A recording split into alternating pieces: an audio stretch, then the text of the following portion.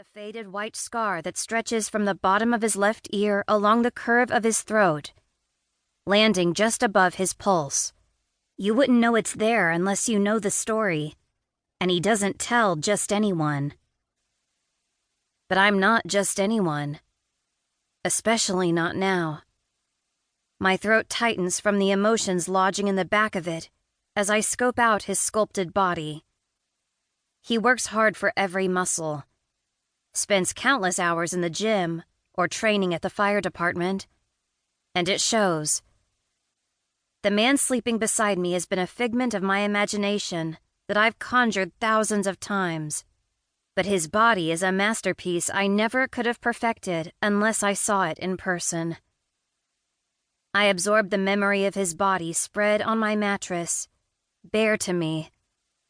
Every vulnerability laying in a mess of sheets, open to pull apart and dissect and regret when the sun fully rises. Less than 12 hours ago, I belonged to the minty-eyed boy I've loved since I was 13. But Everett Tucker isn't mine to love. He stirs when I rise from bed. "Everett," I whisper brokenly, my heart shattering inside my chest. I can feel the pieces splintering apart as I choke out my final words. "We made a mistake." Before. 1. Everett, 17. Thud, thud, thud. The loud echo of hard rubber dribbling against wood fills the gymnasium, paired with the piercing squeal of sneakers against the freshly polished floor as they run at me to block my shot. I focus on the basket and sidestep Zach, some freshman who wanted in on our private game, and make the basket without much hassle. My buddies hoot at me as I jog after the basketball, tossing it at Oliver, who catches it easily.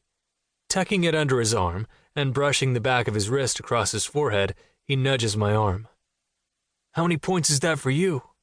"Like we could keep count," the freshie scoffs.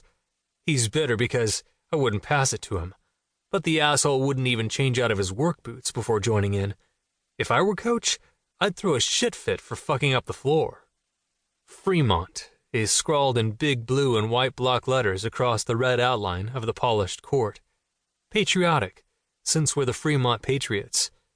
The mats lining the walls are the same blue as the letters, with some creepy sketch of our first mascot on the end mat since we can't have an actual mascot anymore.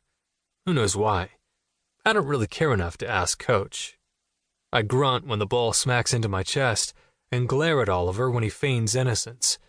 The fucker loves getting on my nerves.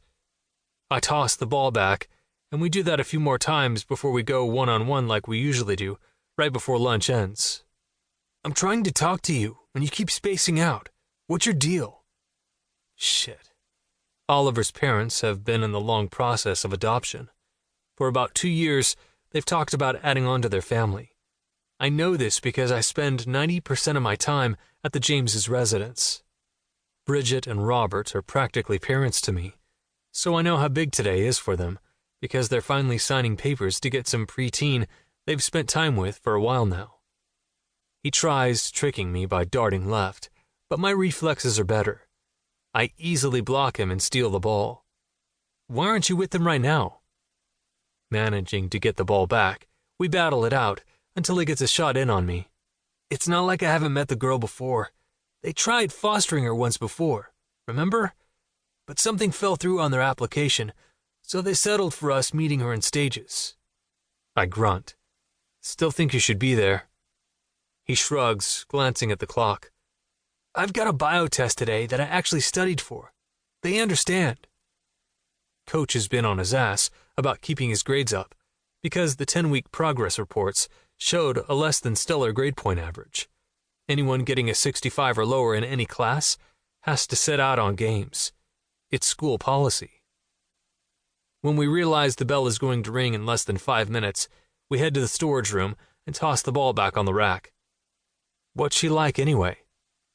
"Quiet." My brow quirks. He shoves the locker room door open.